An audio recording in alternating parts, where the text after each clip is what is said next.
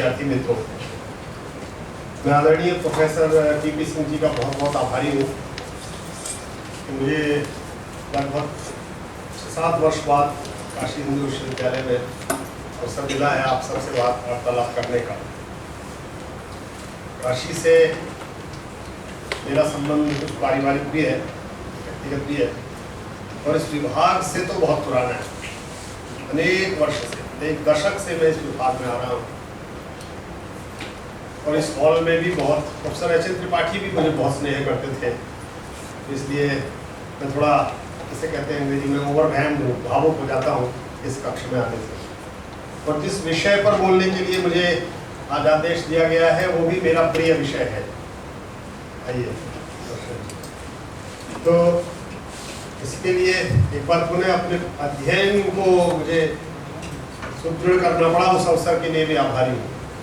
मित्रों, मेरे परिचय में प्रमोद ने बहुत कुछ बताया। मुझे सौभाग्य मिला है देश देखने का, पूरा भारत घूमने का। देश के कई 100 विश्वविद्यालय मैंने स्वयं जाकर देखे हैं, कई हजार कॉलेजेस देखे हैं, संसार में भी थोड़ा घूमा हूँ। मैं एक बात जरूर जानता हूँ अपने बारे में कि मैं कुछ नहीं जानता। मैं ये अवश्य जानता हूँ कि मेरे पास ऐसी कोई बात नहीं होगी आज अगले कुछ मिनट जब मैं बोलूँगा जो आप नहीं जानते होंगे। मैं सीख कर जाऊँगा आपसे, आपस में वार्तालाप से। संस्कृत का एक कवि हुआ है भर्तृहरि, और भर्तृहरि का नाम आपने सुना होगा। भर्तृहरि ने 3 बड़े रचनाएं प्रसिद्ध सी लिखी, नीति शतक, श्रृंगार शतक, वैराग्य शतक। ऐसे वो व्याकरण का भी बड़ा आचार्य था। एक बड़ी प्रसिद्ध सी व्याकरण की पुस्तक है वाक्पदी, वो भी भर्तृहरि ने लिखी। साहब आइए आगे। आदरणीय प्रोफेसर पाठक जी, आपकी उपस्थिति को प्रणाम करता हूँ।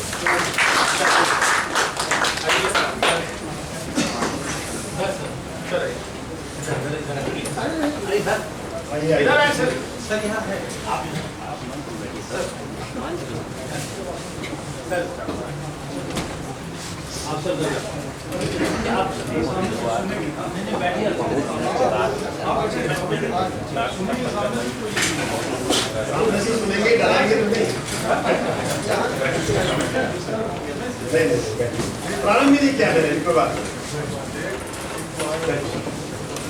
तो भर्तृहरि ने कहा कि मैं जब जानता था कि उसको मुझे मद हो गया था, यदा किंचित जो हम मदान्धः समभवम् तदा सर्वज्ञोऽस्मीति ज्वर इव मदो मे व्यपगतः। ऐसा मन में आ गया मैं सब सर्वज्ञ हो गया हूँ, लेकिन यदा किंचित बुद्धजन सकाशात् अवगतम्, जब विद्वानों के बीच में बैठने लगा तो मुझे समझ में आ गया मुझे बहुत कुछ जानना शेष है। और संस्कृत में कहते हैं न सा सभा यत्र न सन्ति वृद्धाः। तो 2 वरिष्ठ आ गए हैं, सभा पूर्ण हो गई है। अब मैं अपनी बात प्रारंभ करता हूँ। भारतीय राजनीतिक चिंतन के वरिष्ठ अध्येता और विचारक हैं आदरणीय प्रोफेसर पाठक जी, हम सब उनसे परिचित हैं। तो उनकी उपस्थिति में बोलने में थोड़ा और साहस का मौका मिला, फिर भी प्रयास करता हूँ। तो पंडित दीनदयाल उपाध्याय के एकात्म दर्शन, उसकी परंपरा और समकालीनता, ये विषय मैंने आज के लिए चुना है। प्रायः अकादमिक संस्थानों में हम विचार और विचारक 2 के बारे में ठीक से पढ़ते हैं। समाज विज्ञानों में अधिक पढ़ते हैं, अन्य विषयों में भी है, लेकिन समाज विज्ञानों में कोई एक विचार की एक श्रृंखला, उस विचार के साथ जुड़ने वाले विभिन्न विचारक, उनका अध्ययन करते हैं। ये संयोग है कि पिछले 10-11 वर्षों से पंडित दीनदयाल उपाध्याय पर थोड़ा अध्ययन और शोध अधिक प्रारंभ हुआ है। उसके कारण राजनीतिक अनुकूलता भी हो सकते हैं, लेकिन सामान्य रूप से उससे पहले भी बहुत सारे विश्वविद्यालय में बहुत सारे लोगों ने पंडित दीनदयाल उपाध्याय को एक चिंतक, एक विचारक, एक दार्शनिक, एक दृष्टा के रूप में उनका अध्ययन किया। आधुनिक भारत का प्रारंभ प्रायशः राजनीतिक विज्ञान वाले 26 जनवरी 1950 में संविधान के अंगीकृत, अधिनियमित और आत्मार्पित होने के बाद से मान लेते हैं। तो संविधान के अंगीकृत, अधिनियमित, आत्मार्पित होने के बाद जो काल प्रारंभ होता है उसे हम आधुनिक भारत मानते हैं। इस आधुनिक भारत का निर्माण जिन विचारों ने किया, उन विचारों में बहुत से विचारक महत्वपूर्ण हैं। प्रायशः आप विद्यार्थी मित्रों से यदि कोई आधुनिक भारत के निर्माताओं के बारे में प्रश्न पूछे आज से 10 साल पहले, तो हमारे पास 4-5 नाम होते हैं। आज भी कुछ नाम हैं। पिछले कुछ वर्षों से हमने इसमें प्रयत्न किया, पूरे भारत ने सबने मिलकर ये सोचा कि जो नाम रह गए हैं, जो किसी के मुख पर नहीं आते हैं, जिनका कहीं वर्णन अधिक नहीं हुआ है, जिनके आभामंडल बड़े नहीं बने हैं, उन पर भी विचार कर लिया जाए। तो ऐसे विचारक देश में विभिन्न क्षेत्रों में हुए। भारत संसार का सबसे पुराना देश है। हम संसार की सबसे पुरानी संस्कृति है। यजुर्वेद का एक मंत्र है, वो कहता है, काठक संहिता का, सा प्रथमा संस्कृति विश्ववारा। यह विश्व की पहली संस्कृति है, और विश्व की पहली संस्कृति होने में कोई गर्व नहीं है। विश्व का वारण करने वाली संस्कृति है, जो विश्व की रक्षा करती है, चिंता करती है, विश्व के कल्याण का विचार रखती है। विश्व के कल्याण का विचार रखते समय वो सब में एक एकत्व देखती है, सब में एक एकात्मता देखती है। मूल रूप में यही एकात्म दर्शन का मूल भाव है। ये एकात्म दर्शन का भाव पंडित दीनदयाल उपाध्याय के एकात्म दर्शन को प्रवृत्त किए हुए आज 60 वर्ष हो रहे हैं। इसलिए हम संपूर्ण देश में उनका स्मरण पुनः कर रहे हैं।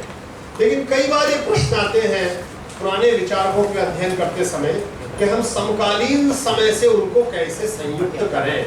समकालीन समय में उनकी उपयोगिता, प्रासंगिकता, उपादेयता, प्रयोज्यता क्या है, उसके बारे में विचार करना भी महत्वपूर्ण होता है। तो समाज विज्ञानों के विद्यार्थियों के लिए ये आवश्यक है कि हम समझें पंडित दीनदयाल उपाध्याय इस एकात्म दर्शन को 60 वर्ष पहले हमारे सम्मुख लेकर आए। वह एकात्म दर्शन मूलतः कहाँ से निश्चित होता है। हम संसार में, मैं पुनः कहूँ, हम सबसे पुरानी संस्कृति मात्र नहीं है, हम संसार भर में विश्व की चिंता करने वाली एकमात्र संस्कृति रहे हैं। हमने कभी एक क्षेत्र की, एक भाषा की, एक जाति की, एक समूह की, एक समुदाय की, एक संप्रदाय की, एक उपासना पद्धति की, एक पंथ की चिंता नहीं की, विश्व भर की चिंता की।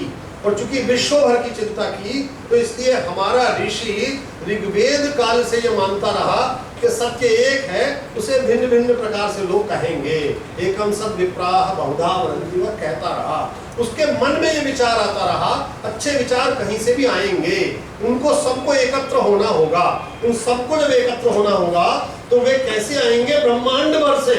आनो भद्रा क्रतवो यन्तु विश्वत, विश्व भर से जो भद्र है, कल्याणकारी है, श्रेष्ठ है, वो हम तक आए।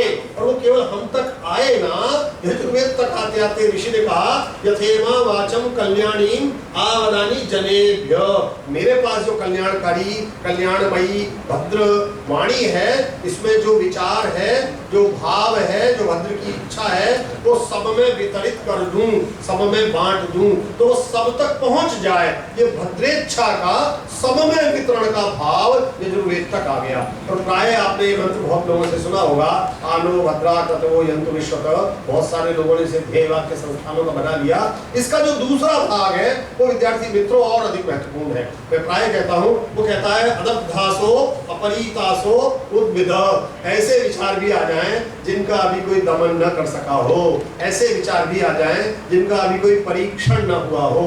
अपरीतासो, जो नए हैं एकदम, उद्भिद, जो ऊपर की ओर अभी नए नए निकले, अकस्मात स्पॉन्टेनियस निकले हैं, वे विचार भी आ जाएं। इसका अर्थ है संसार भर से श्रेष्ठ विचारों के एकत्रीकरण का भाव।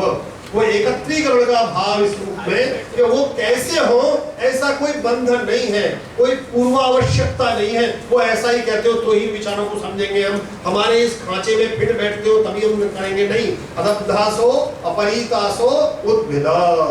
क्यों ऐसा क्यों सोचा होगा हमारे ऋषि ने हजारों वर्ष पूर्व? मैं संस्कृत के मित्रों से प्रायशः क्षमा मांगते हुए एक बात कहता हूँ। हम कहते हैं संसार का सबसे पुराना ग्रंथ ऋग्वेद, हम कहते हैं हमारी संसार की सबसे पहली रचना है, लेकिन मुझे कई बार लगता है कि ऋग्वेद तक आते आते भारत के ऋषियों ने कई हजार वर्ष तक बहुत अध्ययन किया होगा, एक्सपीरियंशियल लर्निंग, एक्सपेरिमेंटल लर्निंग की होगी, समाज का, राष्ट्र का, समुदायों का, व्यक्तियों का, प्रकृति का बहुत निरीक्षण परीक्षण किया होगा और बहुत कुछ सोचा समझा होगा, तब वो यहाँ तक आए होंगे, तब वो सूत्रात्मकता में अपनी बात कह सकते होंगे। वो जो सूत्र में अपनी बात कह रहे हैं, वो सूत्रात्मकता वेद की भाषा में कठिन थी, सरल नहीं थी, सहज सुबोध सुगम नहीं थी, तो उसको सरल सुबोध सुगम सहज बनाने के लिए और सामान्य जन तक पहुंचाने के लिए एक और उपक्रम किया गया। और वो उपक्रम क्या था कि विद्यार्थी जिज्ञासु, जिसके अंदर जानने की इच्छा हो, अथा तो ब्रह्म जिज्ञासा। जिज्ञासा, जिज्ञासा का अर्थ है ज्ञातुम इच्छति इति जिज्ञासा, जानने की इच्छा। वो जानने की इच्छा बहुत महत्वपूर्ण थी। वो जानने की इच्छा भारत की, मैं प्रायः कहता हूं कि भारत एक सत्य के अनुसंधान की अनवरत निरंतर अक्षुण्ण शाश्वत सनातन यात्रा का नाम है। भारत हजारों वर्ष से सत्य का अनुसंधान कर रहा है। वो जिज्ञासा है मन में, वो जिज्ञासा इस स्तर की है कि हमने इसीलिए प्रश्न पूछने को बहुत महत्वपूर्ण माना। अथर्ववेद का ऋषि कहता है, विद्यार्थी मित्रों आप के लिए बहुत महत्वपूर्ण बात कहकर जाता हूँ। अथर्ववेद का ऋषि कहता है, एतम पृच्छ, पूछो, जो पूछना है वो पूछो। कुहम पृच्छ, जो मन में जिज्ञासा हो, जो प्रश्न हो, जो उत्कंठा हो, उत्सुकता हो, अभिलाषा हो, वो पूछो। और किससे पूछो? कुहाकम पक्वकम पृच्छ, जो अनुभवी है, जो ज्ञानवान है, जो जिनके पक गए हैं, उनसे पूछो। ये जो अनुभवियों से पूछने का, प्रश्न पूछने की जो उत्साहवर्धन है, परंपरा से है।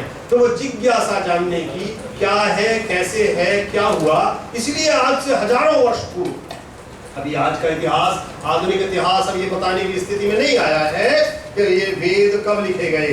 कुछ कल्पनाएं, अनुमान किए जा रहे हैं, फिर भी वो हजारों वर्ष पूर्व लिखे गए। हजारों वर्ष पूर्व भी ऋषि ये चिंता कर रहा है, ये ब्रह्मांड में जो नक्षत्र दिखाई पड़ते हैं, ये किस शक्ति से लटके हुए हैं, गिरते नहीं हैं, ये कैसे, इसकी चिंता कर रहा है। वो विश्व भर में विभिन्न प्रकार के विषयों की चिंता कर रहा है। वो प्रकृति को देख रहा है, वो नदी को, पर्वत को, पहाड़ को, गिरिकानन को, उपत्यका को, वृक्षों को, वनस्पतियों को, मनुष्यों को, स्त्रियों को, पुरुषों को, रथों को, अश्वों को, हाथियों को, सबको देख रहा है। सबके प्रति मन में एक जिज्ञासा रख रहा है, उनके बारे में सोच रहा है, कल्पनाएं कर रहा है। वो जो कल्पनाएं करते करते उपनिषद बनी, और उपनिषद का अर्थ ये हुआ कि विद्यार्थी जिज्ञासा के भाव से, श्रद्धा के साथ गुरु के समीप बैठकर ज्ञान प्राप्त करे।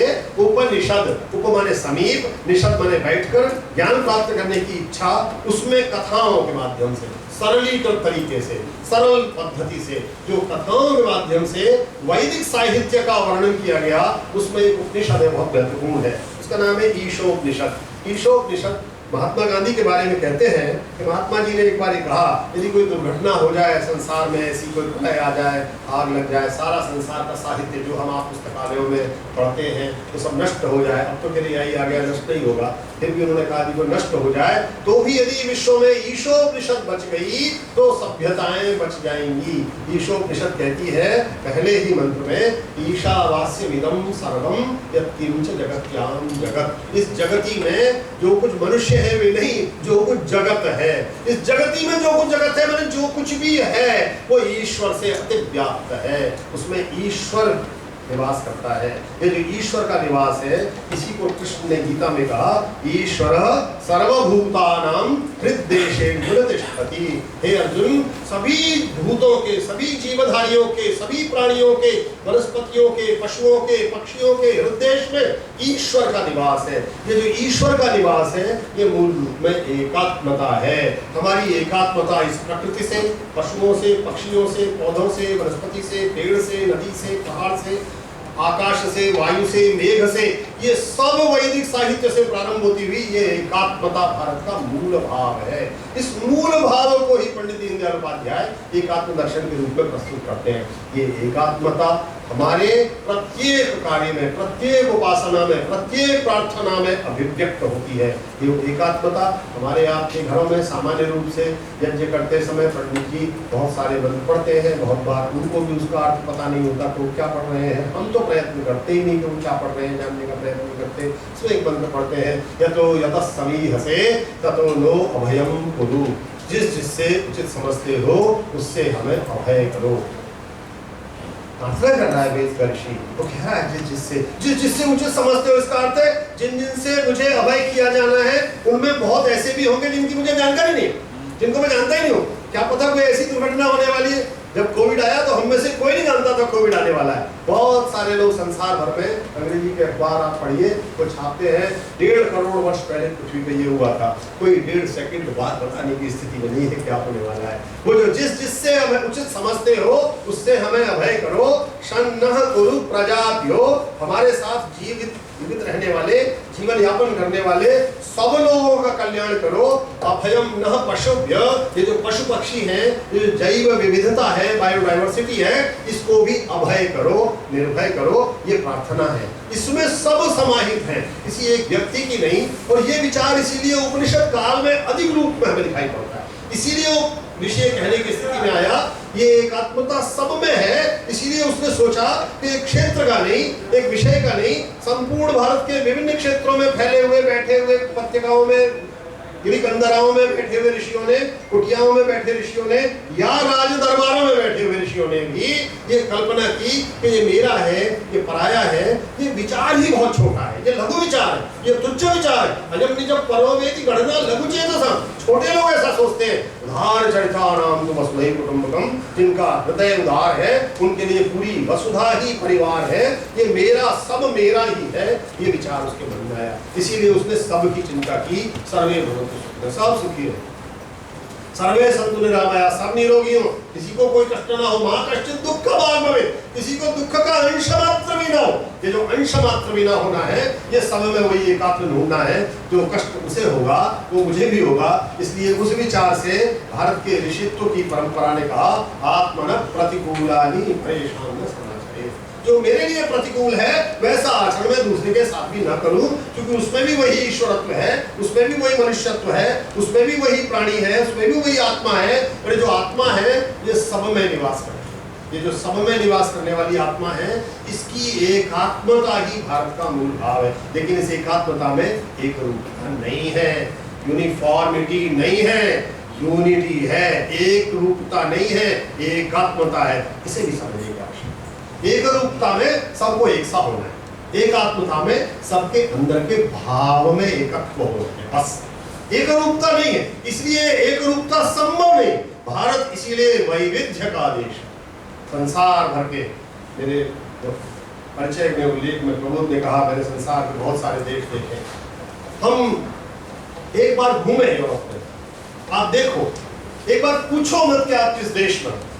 और शेंजन वीजा ने ये भी संभव कर दिया, 25 राष्ट्रों में आप बिना एक ही वीजा से सब में घूम सकते हैं, कोई बाउंड्री परेशान नहीं करेगी। केवल देश का नाम ना पूछो, भाषा मत पूछो। उनका प्रातः काल का नाश्ता एक है, दोपहर का लंच एक सा है, डिनर एक सा है, कपड़े एक से हैं, बाजार एक से है, फैशन एक सा है, दुकानें एक सी हैं, सब कुछ एक सा है, एक रूपता है। भारत में ऐसा नहीं है। भारत में, संपूर्ण भारत में आप चले जाइए, उनका भोजन, उनके तीर्थ, उनके उत्सव, उनके मेले, उनकी भाषा, उनकी बोली, सब कुछ भिन्न है, सब कुछ भिन्न है। और ये वैभिन्य आज नहीं आया है, ये भी समझने की आवश्यकता है। ये वैभिन्य नया नहीं है। इस वैभिन्य से हम के साथ हम सहस्रों वर्षों से ऐसे ही एकत्व भाव से जी रहे। इसीलिए वेद के ऋषि ने कहा, नाना धर्माणं बहुधा विवाचसम्, बहुत प्रकार की उपासना पद्धति मानने वाले। हम किसी को किस प्रकार से किसी देवता को पूजते, हम किसी देवता को नहीं पूजते, किसी देवी को मानते। भारत में ये जो विभिन्न उपासना पद्धतियों के रहते हुए भी शत्रुत्व नहीं आया, एक दूसरे का विरोधी भाव नहीं आया। नाना धर्माणं बहुधा विवाचसम्, भिन्न प्रकार की बोलियां बोलने वाले, भिन्न प्रकार की भाषा बोलने वाले।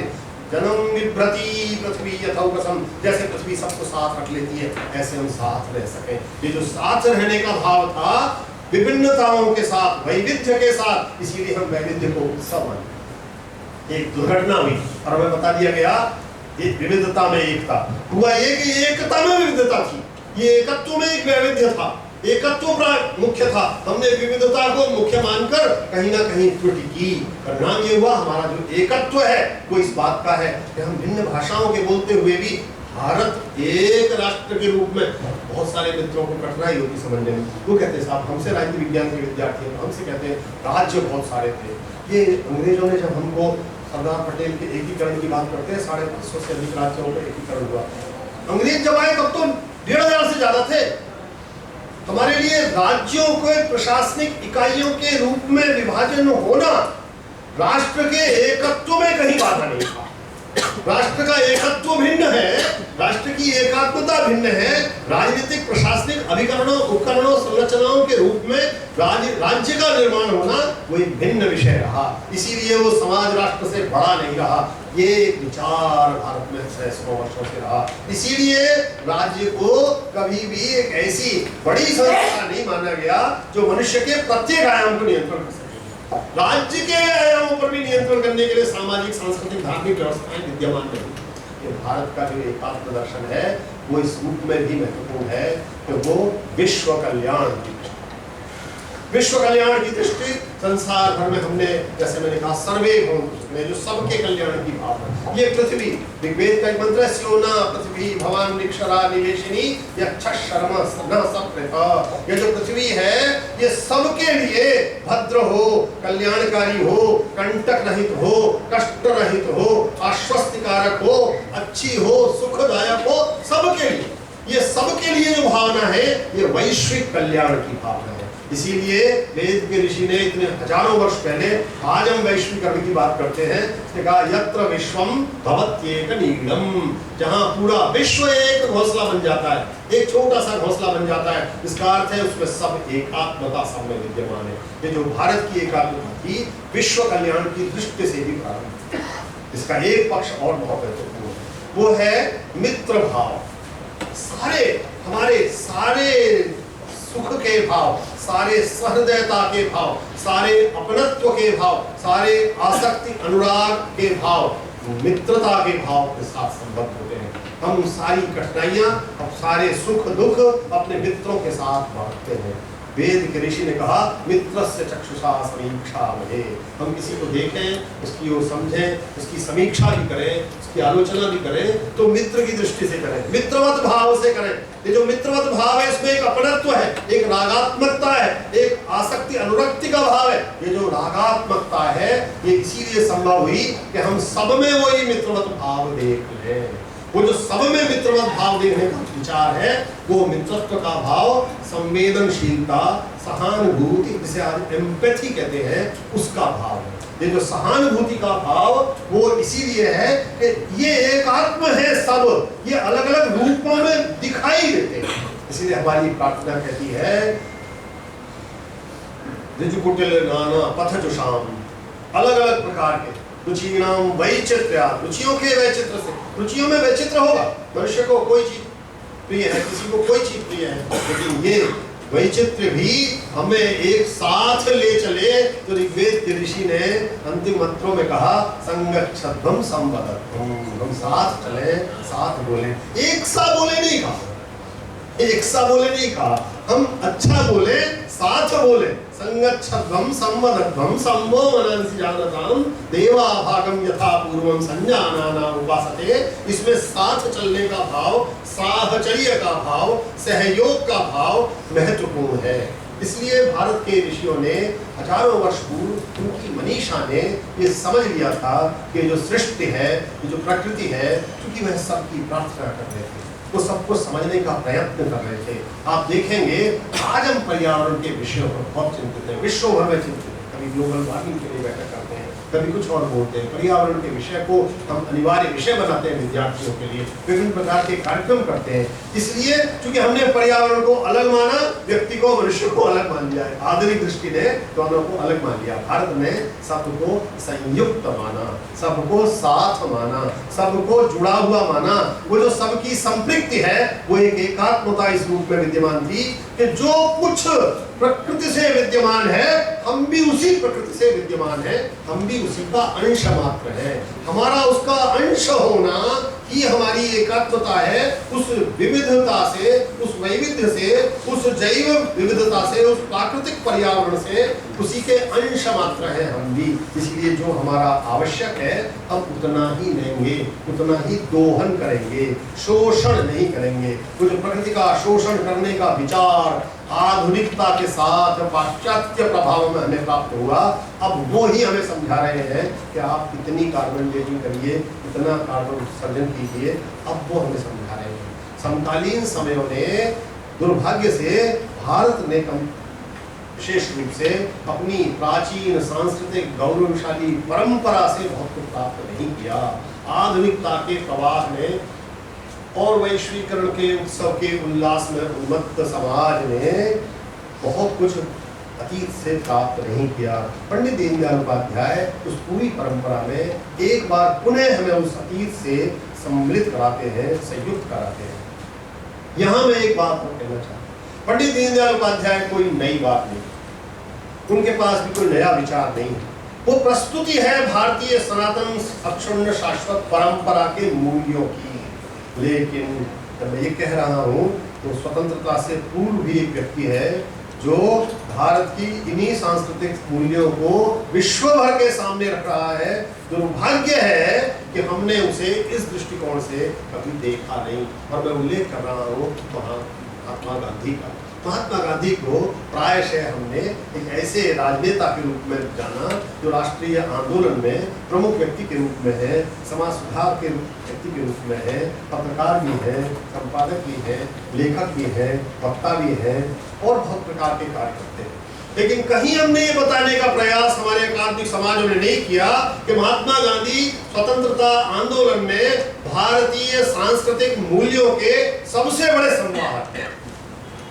वे अपने ब्रह्मचर्य के मूल्य कहां से लाते हैं? परंपरा से। वे सत्याग्रह के मूल्य कहां से लाते हैं? परंपरा से। वो क्षमा कहां से लाते हैं? परंपरा से। अहिंसा कहां से लाते हैं? परंपरा से। ये जितने सविनय अवज्ञा कहां से लाते हैं? परंपरा से।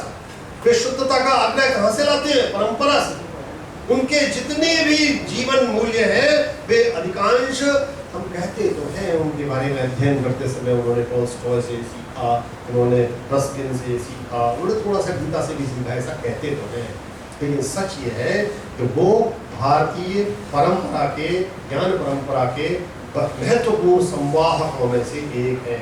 वो राष्ट्रीय आंदोलन में अपने सारे शस्त्रों का निर्माण भारतीय परंपरा में से करते हैं, लेकिन उसको और अधिक स्फुट रूप में पंडित दीनदयाल उपाध्याय हमारे सामने रखते हैं। पंडित दीनदयाल उपाध्याय के बारे में विचार करते समय एक और महत्वपूर्ण बात जो मैं प्राय रेखांकित करना आवश्यक समझता हूँ। हमने स्वतंत्रता के बाद, पंडित दीनदयाल उपाध्याय स्वतंत्रता के बाद के विचार करें।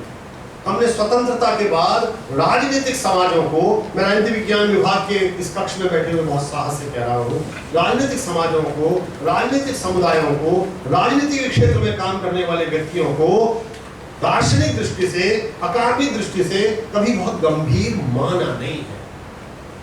हम मानते हैं कि वो राजनीति करते हैं, विचार रखते हैं, लोगों को इकट्ठा करते हैं, अपने अनुयायियों की संख्या बढ़ाते हैं, बार बार चुनाव जीतते हैं, लेकिन उनके पास कोई गंभीर दार्शनिक विचार होगा ऐसा हमने सोचा नहीं है, कल्पना भी नहीं की है, और ऐसा प्राय हुआ भी नहीं कि उनके पास कोई लंबी दूरदृष्टि हो। एक व्यक्ति जो एक राजनीतिक दल का अध्यक्ष है, महामंत्री रहा है वो अपने समय और अध्यक्ष है, वो एक राजनीतिक दल जो चुनाव लड़ता है, वो राजनीतिक दल जो राष्ट्र की राजनीति में सक्रिय रूप से सामने है, उसका एक अध्यक्ष 4 दिन ऐसा भाषण देता है कि हम 60 साल बाद भी उस पर विचार करने के लिए।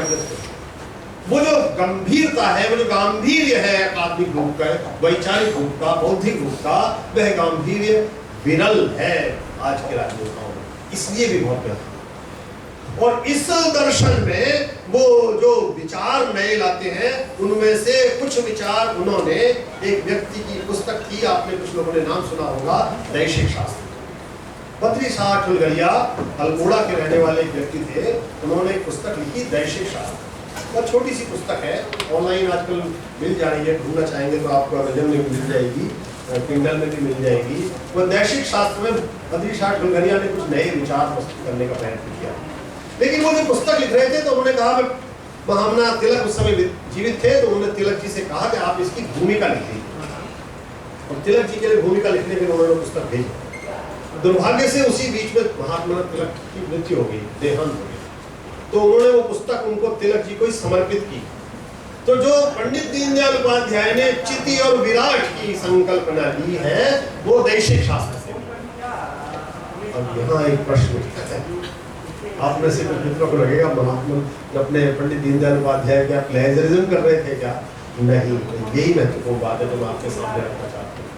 भारत की संपूर्ण ज्ञान परंपरा में एक और महत्वपूर्ण बात है, वो यह है कि ज्ञान पर किसी का कोई एकाधिकार नहीं है, किसी का कॉपीराइट नहीं है। वो ज्ञान किसी की संपत्ति नहीं है, निर्मिति भी नहीं है, किसी ने बनाया भी नहीं, वो परंपरा से प्राप्त किया है।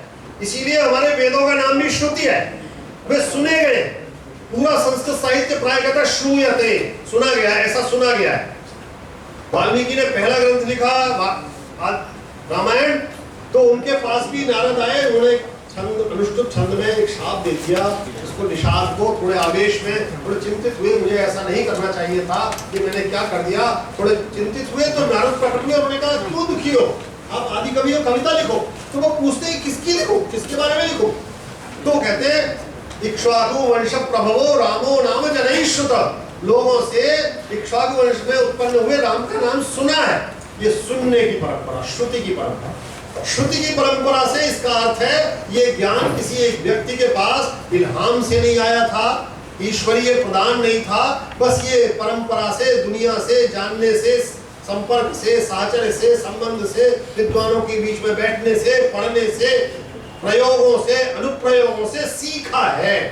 और फिर ये जो सीखा हुआ है इसे आगे पढ़ाया है। इसीलिए किसी एक की संपत्ति नहीं है। इसीलिए हमारी पूरी परंपरा में कम से कम 6वीं शताब्दी ईसा के बाद तक प्रारंभ से लेकर कोई अपनी पुस्तक में अपने बारे में नहीं बता रहा है। पहला व्यक्ति है जो हर्ष बताता है अपने बारे में।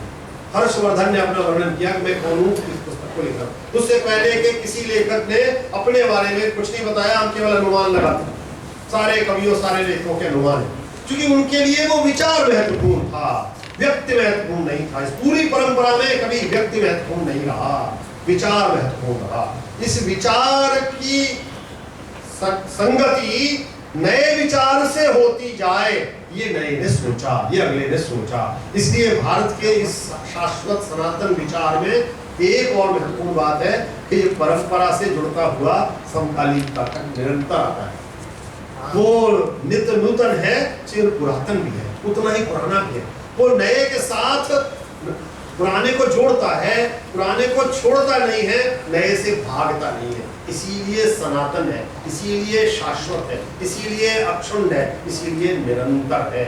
ये जो निरंतर ये इस विचार ने प्राप्त किया, वो भी इसीलिए किया।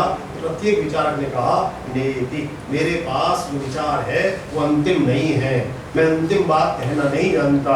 नैको मुनिर्यस्य वच प्रमाणम। यक्ष से जल पीने के लिए पांचों भाई एक एक करके जल पीने के लिए गए। आप जानते हैं महाभारत की, तो प्यास लगी, जाओगे जल भर लाओ। तो वहाँ एक यक्ष था जलाशय में, उसने कहा मेरे प्रश्नों का उत्तर नहीं दोगे तो जल नहीं पीने दूंगा। शक्ति के अहंकार सहदेव ने नहीं सुना और वो जल पिए, मूर्छित हुए। ऐसे ही चारों भाई मूर्छित हुए। ये बाद में युधिष्ठिर पहुंचे। युधिष्ठिर ने कहा, युधिष्ठिर से यक्ष ने वही कहा, आप जल नहीं पी सकते जब तक मेरे प्रश्नों का उत्तर नहीं दोगे, नहीं तो ऐसे ही मूर्छित हो जाओगे। युधिष्ठिर ने कहा पूछो आप। युधिष्ठिर से वो प्रश्न पूछते हैं, का वार्ता किमाश्चर्यम कह पंथा कश्चन होतते। वो भी एक पूछते क्या मार्ग है, तो युधिष्ठिर उत्तर देते हैं। तो कहते हैं नैको मुनिर्यस्य वच प्रमाणम। वेदा विभिन्ना स्मृतियोर विभिन्ना, वेद बहुत सारे हैं, स्मृति बहुत सारी है, बहुत प्रकार के शास्त्र लिखे गए हैं। नैको मुनिर्यस्य वच प्रमाणम, कोई एक विषय ऐसा नहीं है जो अंतिम बात कह सकता हो। इसलिए उसने कहा नेति। मैं कहता हूँ ये नेति की परंपरा बड़ी अद्भुत है। भारत में जो भी सचमुच का विद्वान है वो ये जानता है कि वो कुछ नहीं जानता है। एक उपनिषद है, उसका नाम है केनोपनिषद। केनोपनिषद का एक मंत्र है, वो कहता है जो ये जानता है कि वो जानता है वो कुछ नहीं जानता, जो ये जानता है कि वो नहीं जानता है वो जानता है, जो ये जानता है कि उसने अंतिम बात नहीं कही है वो नेति। और ये परंपरा ऐसी अद्भुत है, ये किसी पुस्तक में लिखी हुई न पढ़ी हो तब भी सबको मालूम, मुझे इतना ही पता है, यहाँ तक होता है। प्रोफेसर पाठक, प्रोफेसर सिंह के समय की फिल्म है कभी कभी, अमिताभ बच्चन और राखी साहिल लुधियानवी ने उसमें एक गाना लिखा है, कल और आएंगे रंगों की खिलती कलियां चुनने वाले, मुझसे बेहतर कहने वाले, तुमसे बेहतर सुनने वाले। ये वही नियति है, मुझसे बेहतर कहने वाले, तुमसे बेहतर सुनने वाले, नियति। साहिल लुधियानवी नियति बोल रहे हैं। भारत की परंपरा है, वो किसी भी रूप में दिखाई पड़ेगी। इसीलिए जितना मुझे दिखाई पड़ता है, जितना मैं जानता हूँ उतना बता रहा हूँ। ये जो नियति की परंपरा है, इसमें भी एक शाश्वतता जीवित है, किसी के पास अंतिम बात नहीं हुई। इसीलिए जिज्ञासाएं हुई, इसीलिए नए प्रश्न हुए, और इसीलिए प्रश्न हुए तो हमने उनका स्वागत किया, उनका सम्मान किया।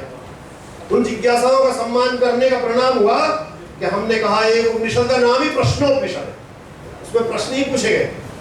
मैं कहता हूँ 5 बड़े ऋषियों के पुत्र एक और बड़े ऋषि के पास गए। मेरे विद्यार्थी मित्र मुझसे प्रश्न करते हैं, यदि वो बड़े ऋषियों के पुत्र थे तो किसी और के पास जाने की आवश्यकता हाँ थी, क्योंकि ऋषि कौन है? विद्यार्थी मित्रों, ये भी बात मैं पूरे देश में बोलता हूँ, इसलिए आपसे कहकर जाता हूँ, ऋषि कौन है? जैसे हम ऋषि कहते हैं, ऋषि मुनि, हमारे मन में क्या आता है? एक व्यक्ति ऐसा होगा, इसने चटाई बढ़ा रखी होगी, पता नहीं कब स्नान किया होगा, कुंभ में नहाया होगा, कपड़े भी उसके पास ऐसे ही होंगे, जंगल में रहता होगा, भगवान का नाम लेता होगा, बस वही ऋषि है। वो ऋषि महत्व नहीं है। ऋषि वो है जिसने अपने भी किसी भी क्षेत्र में विशेषज्ञता प्राप्त कर ली।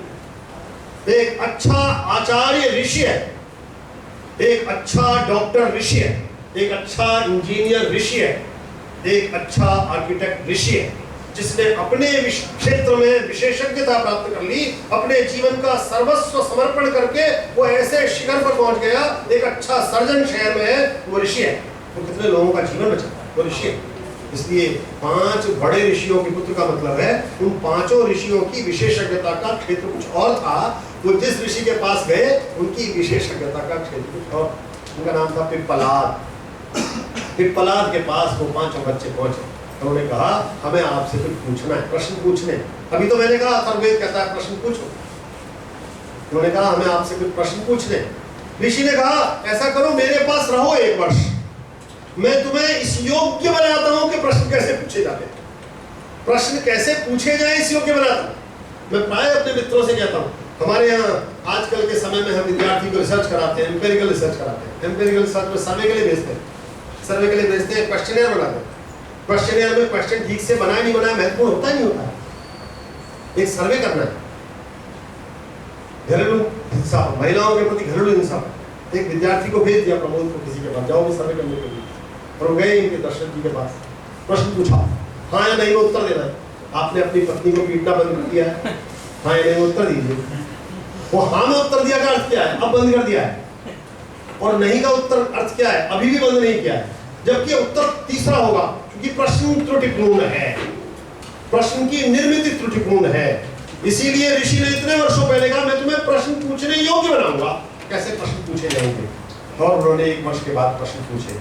ये भारत की प्रश्न पूछने की परंपरा पूरे सृष्टि को, समाज को, सबको एक आत्मता के सूत्र में बांधती है। वो इस रूप में एक कथा सुनाता हूँ। 7-8 साल का एक बच्चा, छोटा सा 7-8 साल का बच्चा है, वो अपने पिता को देख रहा है। उनका एक समय आ गया, उन्होंने एक व्रत ले लिया। अब मैं ऐसा करता हूँ, मेरे पास जो है मैं दान में देता हूँ। वे दान में दे रहे सब कुछ। दान में देते हुए उन्होंने पूछा बच्चे ने, क्या कर रहे हो आप? मैंने अब जो वस्त्र पहन रखे हैं इनको छोड़कर जो भी मेरे पास संपत्ति है मैं दान में दे दूंगा। बच्चा पूछता है अच्छा ऐसा क्यों कर रहे हो? कुछ गाय है, बूढ़ी है, कृषकाएं हैं, दूध नहीं देती है, फिर भी उन्हें लोग ले जा रहे हैं, ये क्यों सब प्रक्रिया कर रहे हो?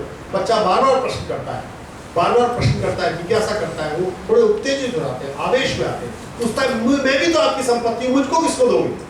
बार बार पूछता है। वो थोड़े आवेश होते हैं। हम भी बच्चे घरों में बहुत बार, माएँ पिता भी बहुत बार क्रोध में, आवेश में मर क्यों नहीं जाता बोल देते हैं, मारना नहीं चाहते। वो भी कहते हैं मृत्युवे त्वादास्यामि, तुझे मृत्यु को दूंगा, यम को दूंगा।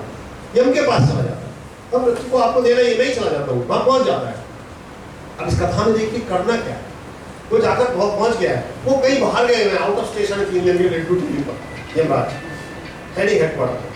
तो अब उनको प्रतीक्षा करनी, बाहर प्रतीक्षा करता है वो।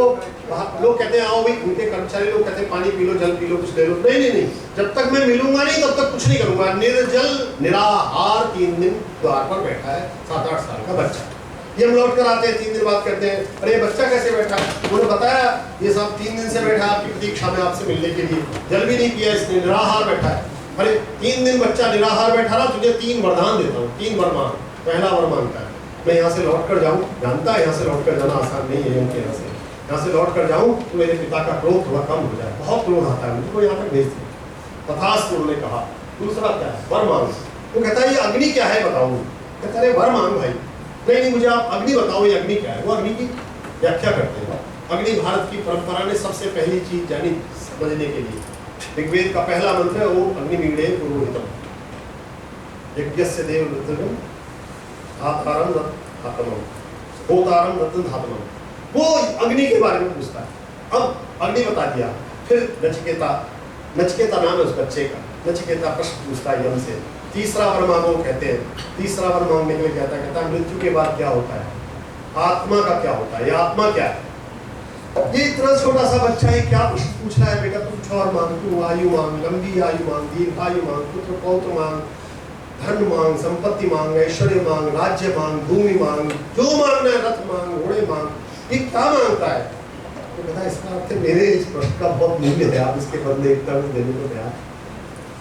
मैं लौट कर आऊंगा तब भी तो यही प्रश्न पूछ रहे हैं मुझे, आज यही प्रश्न पूछता हूँ। वो प्रश्न पूछता है श्रेय और प्रेय का, मैं उस विस्तार में नहीं जा रहा हूँ। प्रश्न जिज्ञासा, जिज्ञासा भी भारत की परंपरा ने, क्योंकि जानना है ये है क्या, हर एक के पास एक नई जिज्ञासा है, एक नया प्रश्न है। भारत की पूरी परंपरा का ज्ञान इन जिज्ञासाओं से, इन प्रश्नों से उद्भूत हुआ। उन्हें हम बाद में संवाद बोलते हैं। वो संवाद वह वाला संवाद नहीं है, एक वाद होगा उसका प्रतिवाद होगा, बस यहाँ बहुत महत्वपूर्ण समझने की। उसका प्रतिवाद होना आवश्यक नहीं है, विरोधी विचार होना आवश्यक नहीं है, क्योंकि दूसरा विचार विरोधी विचार नहीं है। दूसरा विचार बस असहमत विचार है, भिन्न विचार है, विविध विचार है, वो शत्रु नहीं है। नहीं तो फिर विविध वाद और प्रतिवाद में संघर्ष होना स्वाभाविक है, फिर वो बनेगा, संवाद बनेगा। ये सिखा दिया गया हम। भारत की परंपरा ने ये नहीं कहा। भारत ने कहा वादे वादे जायते तत्वबोध, तत्व का बोध होगा वाद वाद से। आपके पास भी विचार है, मेरे पास भी विचार है, बैठते हैं, शास्त्रार्थ करते हैं, कहीं पहुंचेंगे। वो कहीं पहुंचने का परिणाम होगा, हम समझेंगे। एक ऐसी बड़ी सभा, तेज सिंह जी ने एक सभा लगाई, ऐसी सभा लगाई जनक में। सभा में सब विद्वान लोग बैठे हैं, किसी विषय पर विचार विमर्श कर रहे हैं, शास्त्रार्थ हो रहे हैं, प्रश्न पूछे जा रहे हैं। अचानक एक 1000 गाय सोने के सींग वाली उनको दान में मिल जाती है। जनक कहते हैं मैं इनका क्या करूंगा। इस पूरी सभा में जो सबसे विद्वान हो वो ले जाए, सबसे वरिष्ठ पाठक जी की तरह सबसे वरिष्ठ वहां यहाँ केवल ऋषि बैठे हैं। वो अपने एक विद्यार्थी से कहते हैं बेटा समझवा ये गाय हाथ लो, ले चलो। एक युवती खड़ी होती है, प्रभु अभी तो निर्णय नहीं हुआ आप सबसे श्रेष्ठ विद्वान है। किसने कहा? अभी तो सभा में मैं भी बैठी हूँ, आप कैसे ले चले? राजा जनक ने कहा जो इस सभा में सबसे श्रेष्ठ विद्वान है वो ले जाए, अभी तो मैं बैठी हूँ, आपने कैसे स्वयं को श्रेष्ठतम मान लिया? तो कहते हैं हाँ ये बात तो सही है, वरिष्ठ लोगों के पास अनुभव का बहुत बल होता है। याज्ञवल्क्य कहते हैं देखो भी ऐसा है, गार्गी नाम है उस लड़की, वचक्न ऋषि की पुत्री है युवती, वाचक नवी गार्गी। वो कहते हैं गार्गी तुम तो ब्रह्मचारिणी हो, अकेली रहती हो एक कुटिया में, तत्ववादिनी हो, पढ़ती लिखती रहती हो, वेदाभ्यास करती हो, तुम्हारे पास तो इतना स्थान भी नहीं है 1000 गाय रख ले। मेरे पास एक गुरुकुल चलता है बहुत बड़ा, सेल्फ फाइनेंसिंग यूनिवर्सिटी, बहुत बड़ी सी, 40-50 हजार विद्यार्थी पढ़ता है उसमें। गाय जाएंगी तो दूध होगा, घी होगा, गोबर होगा, दही होगा, लेपन होगा, बछड़े होंगे, तो गाय विद्यार्थियों के काम आएगी, समाज के काम आएगी। गाय ले जाता हूँ शास्त्रार्थ करने। शास्त्रार्थ में गार्गी और याज्ञवल्क्य का परिचय कर रहा हूँ, शास्त्रार्थ हो रहा है, विचार विमर्श हो रहा है, बातचीत हो रही है, एक विरोध नहीं हुआ है। और उस सभा का परिणाम क्या है? गार्गी ने प्रश्न पूछा है जो दिखाई पड़ रहा है ये कहाँ समाहित हो जाता है? याज्ञवल्क्य ने कहा कि जल में समाहित हो जाता है। गार्गी पूछती है जल कहाँ जाता है? याज्ञवल्क्य कहते हैं ये वायु में चला जाता है। ये वायु कहाँ जाती है? ये शास्त्रार्थ चलता है बहुत लंबा, मैं उसमें नहीं जा रहा। जब पूरा शास्त्रार्थ कई दिन तक हो जाता है तो गार्गी उस सभा में खड़ी होती है, तो बहुत सारे लोग प्रश्न करते हैं, शास्त्रार्थ करते हैं याज्ञवल्क्य से, केवल गार्गी नहीं करती, 10 लोग हैं। और जब सारा शास्त्रार्थ समाप्त होता है तो गार्गी खड़ी होती है और कहती है मैं बता रहा हूँ वादे वादे जाते तत्वबोधक कैसे होता है। गार्गी खड़ी होती है उस सभा में तो कहती है जनक की सभा में बैठे हुए सभी विद्वानों, मैं आप सबके सामने याज्ञवल्क्य को अपना गुरु स्वीकार करती हूँ और आप सबसे कहती हूँ कि ये हम सबसे श्रेष्ठ विद्वान है, हम सब इनको गुरु स्वीकार करें। शत्रुता नहीं हुई, विरोध नहीं हुआ, प्रतिवाद नहीं हुआ, संघर्ष नहीं हुआ, रक्त नहीं बहा, विचारों की भिन्नता एक नए विचार की ओर ले गई। बृहदारण्यक उपनिषद में कहा है नए विचार की ओर ले गई। इसलिए वैचारिक सहमति, जो भी विचार दूसरा है मुझसे सहमत नहीं है, भिन्न भी है, लेकिन उसमें भी वही एक एकात्मता है, क्योंकि उसमें भी वही ईश्वरत्व है, वो भी ईश्वर से ही प्रदत्त ज्ञान है जिससे वो चल रहा है। इसलिए इस एकात्मता को सब में एक मानते हुए आगे बढ़ना है। ये भारत की परंपरा है और इसी प्रश्न की परंपरा ने भारत को ऐसे ऐसे शस्त्र दिए, शास्त्र दिए, ग्रंथ दिए, विचार दिए, विचारक दिए, परंपरा दी, पूर्वज दिए कि आज हम विश्व में इस विचार को करने के लिए पुनः उद्यत हुए हैं कि हम अपने अतीत को समझ सकें। पंडित दीनदयाल उपाध्याय भारत के राष्ट्र के रूप में उसकी एक चिति की बात, जैसा मैंने उल्लेख किया, दैशिक शास्त्र से उन्होंने विचार लिया, उसकी उल्लेख करते हैं। प्रत्येक व्यक्ति का एक मूल भाव, एक मूल चरित्र, उसके भीतर का एक स्व, उसका जो स्व है वो राष्ट्र का भी एक ऐसा ही स्व होता है, उसकी भी एक ऐसी राष्ट्र की भी चिति होती है। वो जो व्यक्ति की चिति है उसके अंदर का जो मूल तत्व है, वो मूल तत्व संपूर्ण राष्ट्र की एक सामूहिक चेतना के रूप में अभिव्यक्त होता है। वो जो राष्ट्र की सामूहिक चेतना है, वो राष्ट्र की सामूहिक चेतना उसकी परंपरा से भी बनती है, उसकी आधुनिक स्थितियों से भी बनती है, और उसके भविष्य की दृष्टि से भी बनती है। वो केवल परंपरा से ही बन सकती। जैसे पंडित दीनदयाल उपाध्याय अभिज्ञान शाकुंतल के एक बहुत अच्छे श्लोक का उल्लेख करते हैं। मुझसे बहुत सारे लोग प्रश्न करते हैं, मैं भारतीय ज्ञान परंपरा में बोलता हूँ तो कहते हैं वो पुराने समय में एक आ गया था, आज ऐसा संभव है क्या, वहाँ पर उस समय ये कमी थी, वो दो चार पंक्तियां ढूंढ लाते हैं। इतने विराट व्यक्तित्व के तुलसी की रचनाओं में एक पंक्ति ढूंढकर संपूर्ण तुलसी को अनादृत करने वालों की संख्या बहुत बड़ी है। एक पंक्ति ढूंढी है, तुलसी ने तो ये लिखा, उन्होंने वो पूरा तुलसी का पढ़ा भी नहीं जो बाकी तुलसी ने लिखा है। ऐसे ही संपूर्ण परंपरा में कुछ ढूंढ लेते हैं।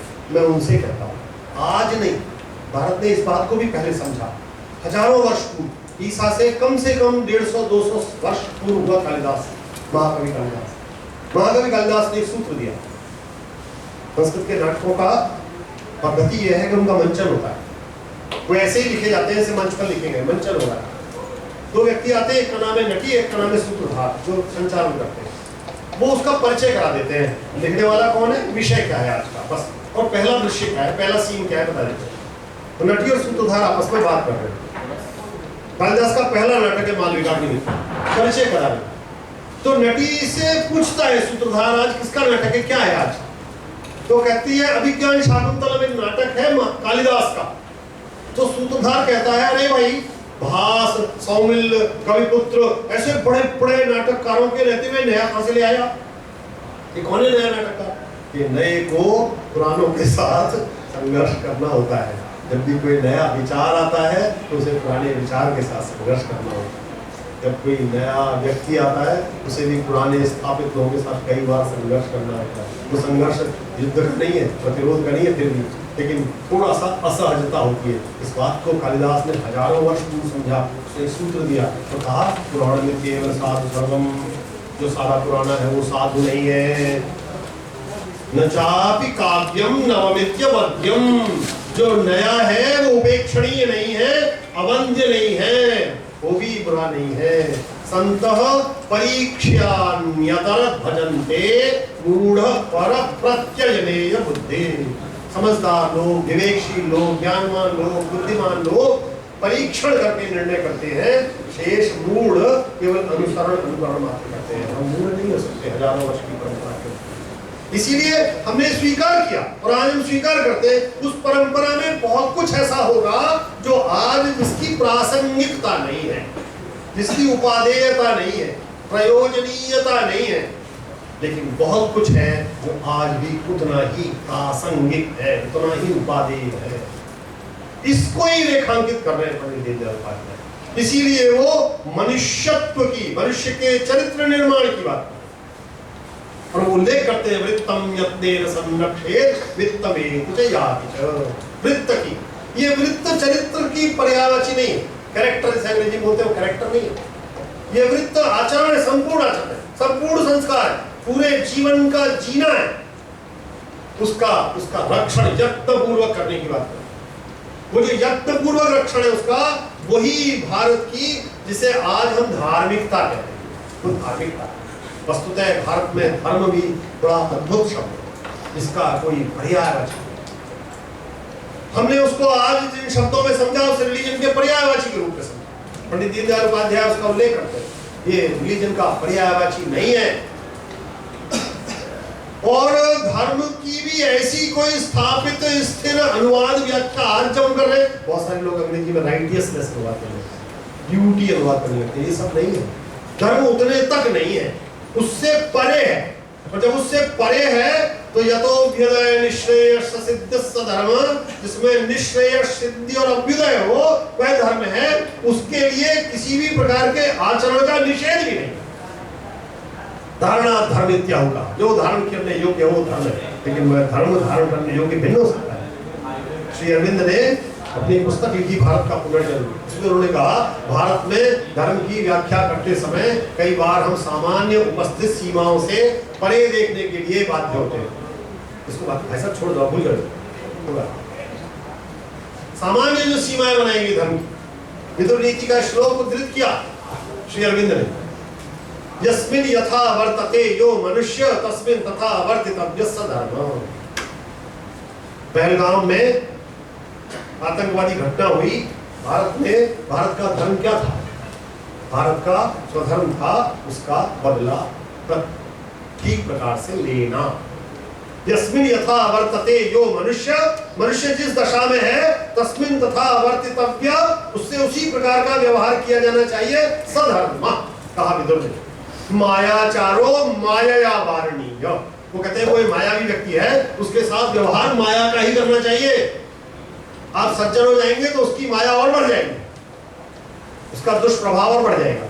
मायाचारो माया वर्तितव्य, साधुआचारो साधुना वर्तिते, साधु के साथ साधु का व्यवहार करना चाहिए। अच्छे भले आदमी के साथ आप दुर्व्यवहार करेंगे बहुत बुरा होगा, और बुरे आदमी के साथ आप अच्छा व्यवहार करेंगे तो भी परिणाम अच्छा नहीं होगा। इसलिए उन्होंने कहा धर्म की कोई ऐसी स्थिर परिभाषा नहीं है, वो धर्म उसका स्वत्व है, उसका स्वत्व है। वह परिस्थिति के समय भिन्न भी हो सकता है। इसीलिए युधिष्ठिर अश्वत्थामा ऋतः नरोवा कुंजरोवा कहते हुए भी धर्मराज हैं। धर्म की परिभाषा, इसलिए वो धर्म सब में से उसके मूल गुण के रूप में संचरित प्रवहमान होता है। वह जो सब में प्रवहमान होता है, वो सारे दूषण को बाहर भी ले जाता है। वेद का ऋषि कहता है इदमाप दुरितम प्रवहत मयि, ये जो जल है जैसे मेरे पाप बहा सकता हो, ऐसे सब कुछ दुरित को ले जाए, बहा ले जाए, कुछ भी बुरा रह न जाए, सबको बहा ले जाए। ये जो सबको बहा ले जाने का भाव जल का है, वो जल भी उस मनुष्यत्व, उस पूरी सृष्टि के साथ, परमेष्टि के साथ जो एक मंडलाकार, अखंड मंडलाकार स्वरूप उन्होंने बनाया पंडित दीनदयाल उपाध्याय ने, उसमें समाहित है। इसीलिए हम अपने को तादात्म्य करते हैं प्रकृति से भी, इसीलिए हम अपने प्रकृति के भिन्न भिन्न उपादानों की उपासना करते हैं। ये उपासना के पीछे मूल भाव यही है। हमारे सारे देवताओं देवियों के वाहन पशु पक्षी कई बार एक दूसरे के शत्रु जैसे दिखाई पड़ते हैं। आशुतोष शिव के घर में तो सब एक दूसरे के शत्रु दिखाई पड़ेंगे। वहाँ सर्प भी है, मोर भी है, सिंह भी है, सब है, मूषक भी है, सब है उस परिवार में, सबका सहअस्तित्व है। संगच्छध्वम सबधत्वम, सब साथ में जी रहे, सहनावतु सहनौ भुनक्तु, सब साथ जी रहे। ये जो सहअस्तित्व है, इसकी मूल भावना ही एकात्मता है। ये एकात्मता का भाव इसलिए भारत में महत्वपूर्ण था कि हम संसार भर में स्वयं को भिन्न मानते थे कि हमें सब में वो ईश्वर दिखाई पड़ रहा था। वेद के ऋषि से लेकर वो आज तक निरंतर विद्यमान रहा, भिन्न भिन्न रूप में विकृतियां आई है। आप में से बहुत सारे मित्र कहेंगे आज का समाज में ये कमियां हो रही, हर समाज में हुई है। मुझे बहुत सारे लोग आकर कहते हैं देखिए साहब आजकल तो ये होता है, आजकल नई पीढ़ी ऐसा करती है। मैं कहता हूँ हर पीढ़ी ऐसा करती है, हर युग में ऐसा होता है, हमें ऐसा लगता है। राम के समय में भी रावण हुआ, कृष्ण के समय में भी कंस हुआ था, जरासंध हुआ, दुर्योधन हुआ, दुशासन हुआ था। हर काल में होंगे, लेकिन भारत का मूल भाव कुछ और ही बना रहेगा। इसीलिए मूल भाव में राम बने रहे, मूल भाव में कृष्ण बने रहे, मूल भाव में दुर्योधन दुशासन नहीं आए। तो मूल भाव में श्रेष्ठता का भाव, भद्र का भाव, कल्याण का भाव, अच्छे का भाव, सबको, सब में वही ईश्वर, तो सब में एकात्मता का भाव विद्यमान है। उस एकात्मता के भाव को किसी न किसी रूप में, किसी न किसी व्यक्ति को अभिव्यक्त भी करना है। वो अभिव्यक्ति का माध्यम भिन्न हो सकता है, भाषा भिन्न हो सकती है, और वो भाषा इस रूप में भिन्न हो। तमिल कवि हुआ एक संगम साहित्य का, कन्नन पुनरुद्गार, उसने कहा यादुमुरे यावरम केलिन। तमिल में एक पंक्ति है, यादुमुरे यावरम केलिन। इसका अर्थ क्या है? इसका अर्थ है इस पृथ्वी पर रहने वाले सब मेरे भाई बहन, मेरे परिवार के, वसुधैव कुटुंबकम का तमिल अनुवाद कर दिया। भारत के प्रत्येक व्यक्ति ने, प्रत्येक ऋषि ने अपनी अपनी भाषा में, अपने अपने साहित्य में, अपने अपने क्षेत्र में ये विचार सबने रखा। कोई किसी को बताने नहीं गया। केरल के कलड़ी से चलते हुए आदि शंकराचार्य 16 वर्ष की अवस्था में संपूर्ण भारत का भ्रमण कर गए। काशी भी आए, माहेश्वती भी गए मंडन मिश्र से शास्त्रार्थ करने के लिए। वो किसी एक भाषा में, भाषा का वैविध्य में विद्यमान रहा होगा। समाज का, संस्कृति का, सभ्यता का, भोजन का, तीर्थों का, उत्सव का, पूर्व पुरुष का, इतिहास का, सबका वैविध्य विद्यमान, तब भी वो इसके साथ निरंतर रहे। और संपूर्ण भारत के भिन्न भिन्न क्षेत्रों में उन्होंने ये पीठ बना दिए। कैसे बना दिए? राजनीतिक व्यवस्थाएं भिन्न नहीं होंगी, निश्चित रूप से भिन्न थी। इतिहास के सारे मित्र बता देंगे आपको, वहां ये शासक था, वहां ये शासक था, वहां ये शासक था। संपूर्ण भारत में भिन्न भिन्न प्रकार के शासकों के होते हुए भी बहुत प्रकार की सांस्कृतिक परंपराएं, सब में एक एकात्मता भारत में दिखाई पड़ती है।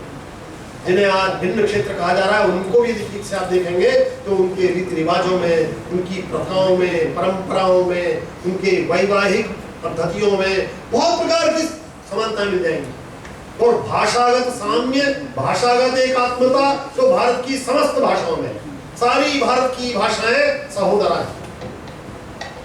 दुर्भाग्य है कि हमें अपने देश के भिन्न क्षेत्रों के निवासियों से एक विदेशी भाषा के माध्यम से बात करनी होती है। हमें देखिए, तमिलनाडु, केरल, तेलंगाना, कर्नाटक के किसी व्यक्ति से बात करेंगे, आंध्रा के, तो हम अंग्रेजी के माध्यम से बात करते हैं। वो भी टूटी फूटी अंग्रेजी बोलेंगे, हम भी टूटी फूटी अंग्रेजी। भारत की भाषाओं के माध्यम से नहीं बोलते, जबकि इन सबको जोड़ने वाली एक भाषा थी। सब में उस भाषा के शब्द पाए जाते हैं, सबका उससे नैकट्य है। ये दुर्भाग्य है हमारा। ये आधुनिक समकालीनता के प्रश्न हैं जिन्हें हमें संबोधित करना है। इसलिए समकालीनता की ओर आते समय विचार विमर्श करना है। बहुत सारे मित्र मुझसे पूछते हैं, ये भारत की इस समृद्ध ज्ञान परंपरा का आज स्वरूप हमें क्यों दिखाई नहीं पड़ा? एक प्रश्न ये भी है। तमिलनाडु के एक राजनेता ने सनातन के विरुद्ध कुछ बोल दिया। कुछ लोगों ने एक कार्यक्रम में मुझसे प्रश्न किया, सनातन को संकट है। मुझे दुख होता है शब्द सुनकर। शकों ने, बूढ़ों ने, कुषाणों ने, यमनों ने, म्लेच्छों ने, कासिमों ने, गजनियों ने, गौरियों ने, तैमूरों ने, जलालुद्दीनों ने, लोदियों ने, खिलजियों ने, ऐबकों ने, गुलामों ने, तुर्कों ने, अरबों ने, मंगोलों ने, डचों ने, फ्रांसीसियों ने, अंग्रेजों ने, कंपनियों ने हम पर आक्रमण किए वर्षों, तब भी हमारा कुछ नहीं नष्ट कर पाए। तब भी भारत भारत बना रहा, भिन्न भिन्न राज्यों में बना रहा, भिन्न भिन्न भाषाओं के साथ बना रहा, भिन्न भिन्न आक्रमणकारियों के साथ बना रहा। भारत की भारतीयता जीवित रही। वो जो भारत की भारतीयता का जीवित रहने का भाव है, वो भारत का एक एकात्म भाव है। वो भारत के किसी क्षेत्र में बैठे हुए व्यक्ति के, उसे कोई जगदीश्वर हुआ, दिल्लीश्वर हुआ बोलता रहा, कोई आक्रमण करता रहा। मैंने इतने सारे नाम गिनाए, इनमें से इतिहास वाले भी कुछ और भी जोड़ सकते हैं। उन्होंने केवल आक्रमण नहीं किए, बहुत बार सांस्कृतिक मूल्यों पर, सांस्कृतिक प्रतीक चिन्हों पर, सांस्कृतिक धरोहरों को नष्ट किया, फिर भी हम जीवित रहे। इसलिए जीवित रहे कि भारत में सहस्रों वर्षों से शाश्वत अक्षुण्ण रूप से एक सनातन प्रवाहमान वैचारिक बौद्धिक धारा विद्यमान है। उस धारा को कोई नष्ट नहीं करता। वो धारा कभी विश्वविद्यालयों के माध्यम से नहीं चली, वो कभी आचार्यों के, गुरुकुलों के माध्यम से मात्र नहीं चली, वो केवल पुस्तकों, तीर्थों के माध्यम से भी नहीं चली, वो मनुष्यों के घरों में संस्कारों के माध्यम से चली।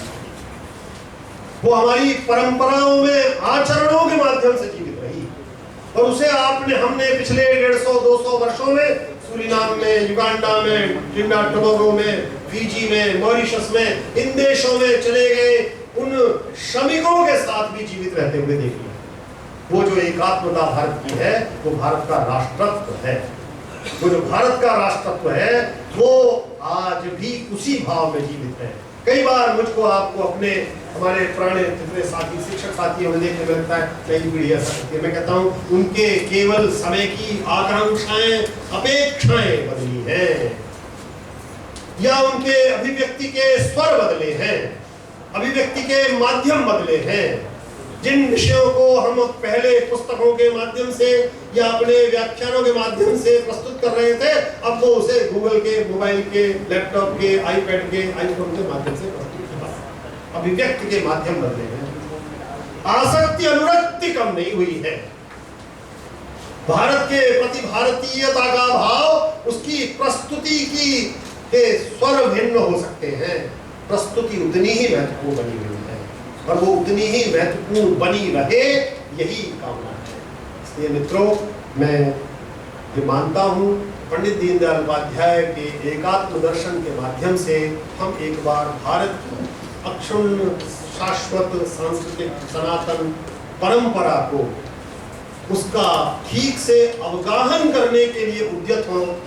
हम उसमें से उन तत्वों को निश्चित रूप से छोड़ दें जो आज उपयोगी, प्रासंगिक, उपादेय न लगे, लेकिन एक बार इस पर भी गर्व करना प्रारंभ करें कि भारत सहस्रों वर्षों की सत्य के अनुसंधान की अनवरत यात्रा में से जो ऐसे बिंदु तत्व निकाल सका है, जो विश्व भर के लिए, संस्कृति के लिए, सभ्यता के लिए, समाजों के लिए और इस पूरी जैव विविधता के लिए आवश्यक भी है, उपयोगी भी है, प्रयोज्य भी है, उन्हें निकालने में हमारा क्या योगदान हो सकता है, उस पर अवश्य विचार करें। मैं बहुत आशावादी व्यक्ति हूँ, मेरा तो ब्लड ग्रुप भी डी पॉजिटिव है। मैं कहता हूँ जयशंकर प्रसाद की एक कविता है रामायण, उससे अपनी वाणी को विराम दूंगा कि शक्ति के विद्युत कण जो व्यस्त विकल बिखरे हैं, वो निरुपाय समन्वय उनका करे समस्त विजयी मानवता। नमस्कार।